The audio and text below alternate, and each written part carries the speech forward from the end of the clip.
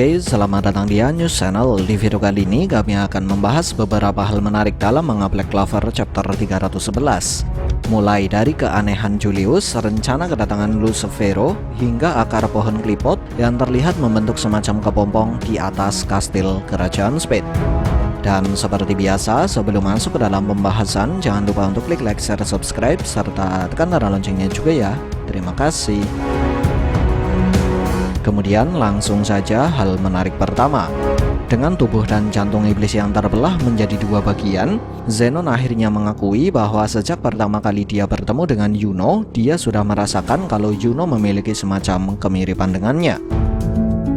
Hal menarik kedua, lewat penjelasan yang diberikan oleh Nahato kepada Asta, Babang Yuki mengkonfirmasi kalau semua Dark Triad sudah berhasil ditumbangkan atau dikalahkan.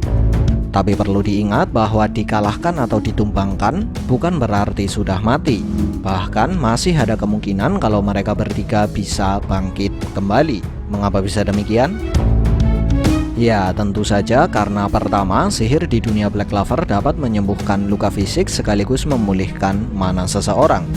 Bahkan ada beberapa sihir yang dapat mempengaruhi jiwa seseorang, seperti misalnya sihir Hades, sihir Megi, dan sihir reinkarnasi elf.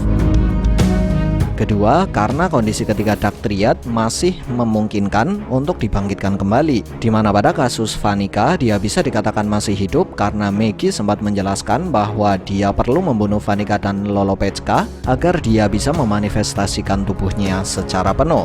Lalu dalam kasus Dante, dia bisa dikatakan masih bisa bertahan hidup karena dia memiliki sihir daging atau tubuh yang bisa membuatnya beregenerasi walau tubuhnya hancur. Dan faktanya saat bertarung dengan Kapten Yami dan Asta, Dante masih bisa memulihkan tubuhnya walau tubuhnya sudah hancur. Padahal pada saat itu dia belum memiliki jantung iblis. Jadi jika ada seorang penyihir yang bisa memulihkan mana dan luka fisik yang diderita oleh Dante dan Vanica, maka cukup masuk akal jika mereka berdua bisa bangkit kembali.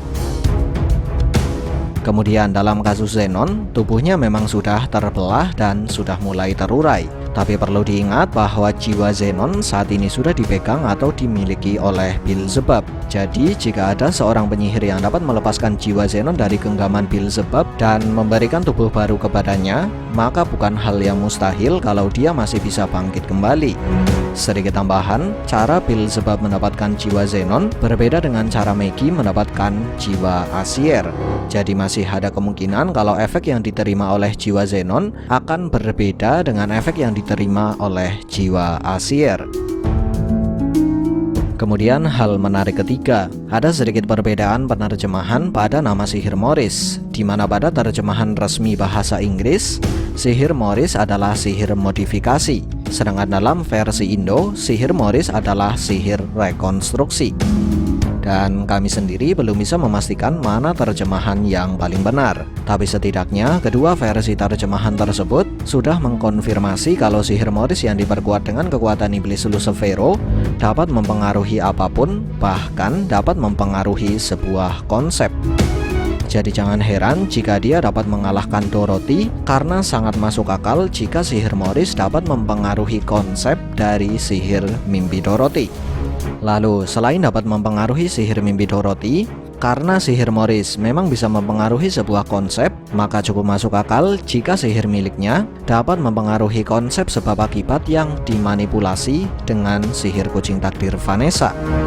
Dan jika hal ini memang benar terjadi, maka bisa kita katakan kalau sihir Morris adalah counter alami dari sihir kucing takdir Vanessa. Nah, yang jadi pertanyaan sekarang, mampukah sihir Morris mempengaruhi konsep dari kekuatan anti sihir Asta? Menarik untuk kita nantikan. Sedikit tambahan, saat Asta dikendalikan oleh Ibu Vanessa, Asta tidak dapat meniadakan atau membatalkan sihir kucing takdir Vanessa. Walaupun pada saat itu Asta sudah menggunakan kekuatan anti sihir dan pedang pertama.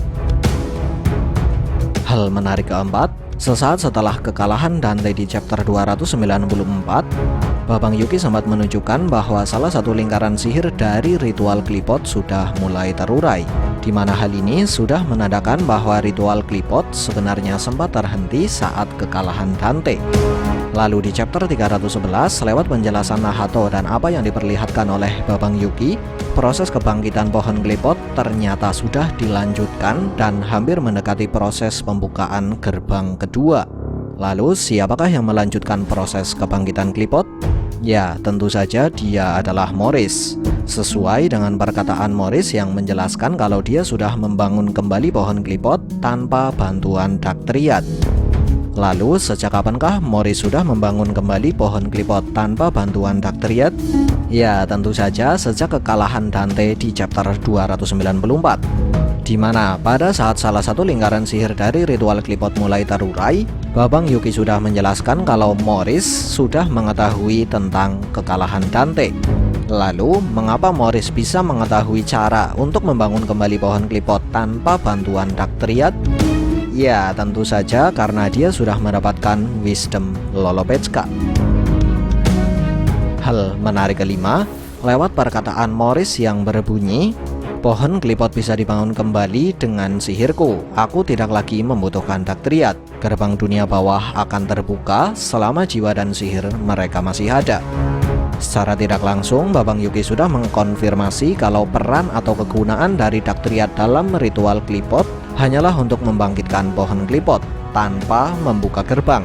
Sedangkan peran atau kegunaan jiwa dan sihir William serta Yami adalah untuk membuka gerbang dunia bawah.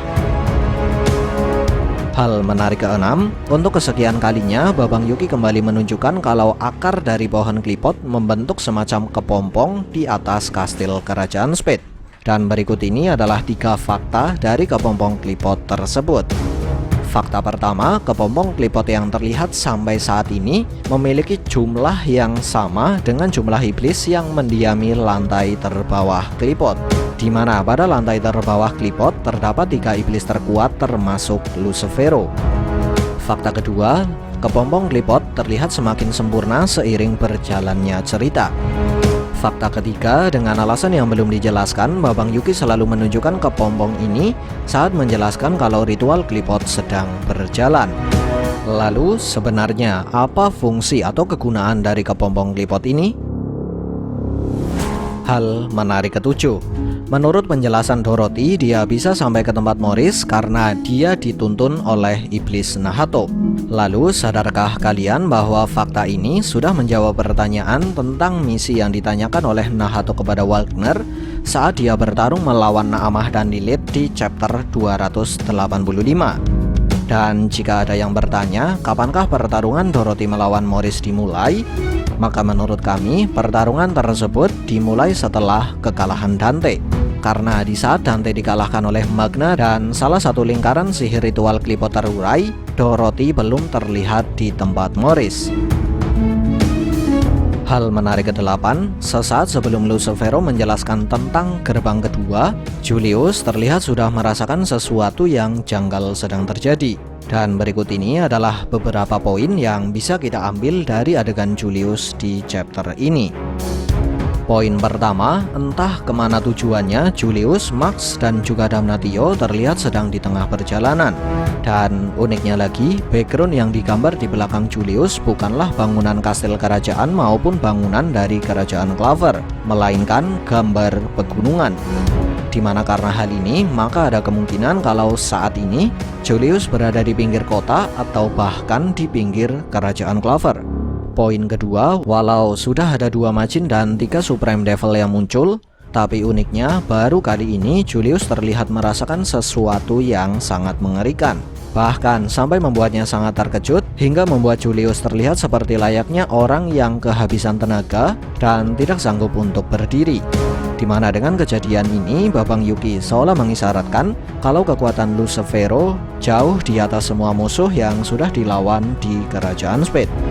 Kemudian jika ada yang bertanya mengapa Julius bisa merasakan kedatangan Lucifero yang sudah semakin dekat, nah untuk hal ini kami sendiri belum bisa memastikannya, tapi setidaknya kami memiliki 2 opini. Opini pertama, ada kemungkinan kalau Julius bisa merasakan hal ini karena Julius memiliki sihir waktu yang dapat digunakan untuk mempercepat aliran mana, di mana biasanya kemampuan ini digabungkan dengan teknik mana zone untuk melihat masa depan di sekitarnya. Dan tidak menutup kemungkinan kalau Julius sudah menggunakan metode yang sama namun dengan skala yang lebih besar untuk memprediksi masa depan. Tapi sepertinya tanpa sengaja dia malah merasakan kekuatan Lucifero. Opini kedua, sebuah opini liar yang kami dapatkan dari salah satu fandom Black Clover, di mana sebagian fans beranggapan kalau Julius bisa merasakan kekuatan mengerikan dari Lucifero karena Julius memiliki sesuatu yang berhubungan dengan Lucifero. Tapi ingat, ini hanyalah sebuah opini liar. Hal menarik ke-9, selain menjelaskan kalau Morris berbeda dengan Dante karena Morris memahami tujuan utama dari Lucifero, Lucifero juga menjelaskan kalau dia sebenarnya mengetahui apa yang dilakukan oleh Maggie selama ini. Bahkan dia mengatakan kalau Maggie hanyalah kelinci percobaan. Nah, karena Lucifero menganggap kalau Maggie adalah kelinci percobaan yang dia manfaatkan, maka ada kemungkinan kalau Lucifero akan menggunakan cara atau metode yang serupa seperti Maggie. Dan jika hal ini memang benar terjadi, maka Lucifero tidak akan mendapatkan wujud yang sempurna sampai dia membunuh semua tumbal yang dia gunakan.